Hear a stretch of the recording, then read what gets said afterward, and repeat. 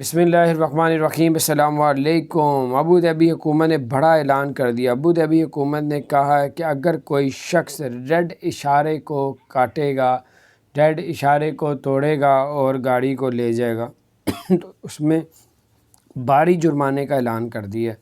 اور اب انہوں نے کہا ہے کہ کیونکہ اس سے بہت زیادہ لوگوں کی ڈیتھ ہوتی ہے تو انہوں نے یہ بتایا کہ جو ریڈ سگنل توڑے گا اس کو 51,000 کا فوری طور پہ جرمانہ کیا جائے گا۔ 51,000 کا، یعنی کہ پاکستانی تقریباً 23 لاکھ روپیہ۔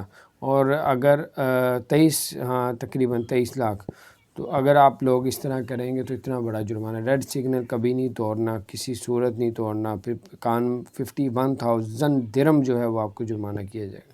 تو یہ کچھ اپڈیٹس تھی، میں نے کہا آپ کے ساتھ شیئر کروں۔ اپنا خیال رکھیں، اللہ تعالیٰ آپ سب کی غیب سے مدد فرمائے۔ اگر آپ نے ہمارے چینل کو سبسکرائب نہیں کیا ضرور سبسکرائب کر دیں، بیل آئیکن پریس کر دیں تاکہ نئی سی اپڈیٹس آپ